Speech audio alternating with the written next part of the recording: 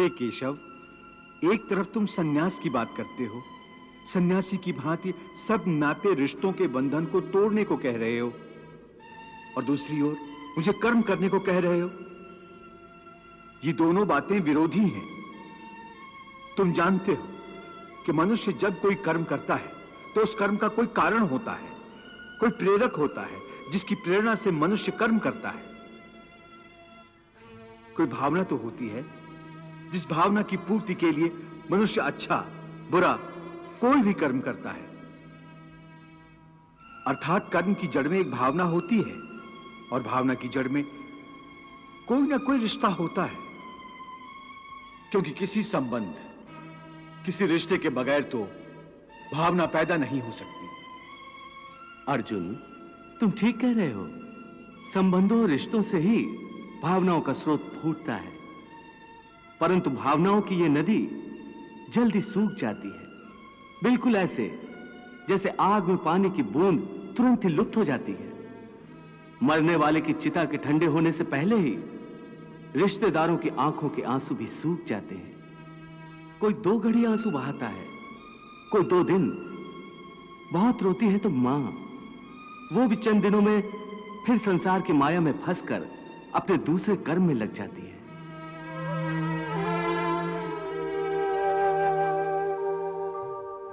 हे केशव, एक ओर तो तुम मुझे यह सिखा रहे हो कि ये रिश्ते नाते सब चंद दिनों का दिखावा है, और दूसरी ओर अभी अभी तुमने ये कहा कि संबंधों और रिश्तों से ही भावनाओं का स्रोत फूटता है।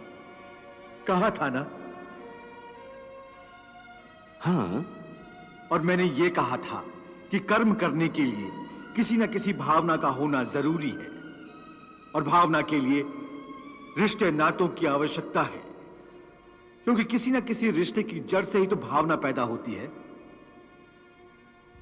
इसलिए यदि मनुष्य सारे रिश्ते तोड़ देगा, अपनी भावना को त्याग देगा, तो फिर वो कर्म किसके लिए करेगा? अपने धर्म के लिए। धर्म के लिए? हाँ, अपने धर्म के लिए। अर्थात धर्म के लिए भावना की आवश्यकता नहीं होती? नहीं, धर्म के लिए भावना की नहीं, बल्कि अपने कर्तव्य के ज्ञान की आवश्यकता है। इस बात की आवश्यकता होती है कि मनुष्य समझ ले कि उस परिस्थिति में उसका कर्तव्य क्या है। भावना तो कई बार कर्तव्य के रास्ते में आ जाती है, मनुष्य को कमजोर कर देती है।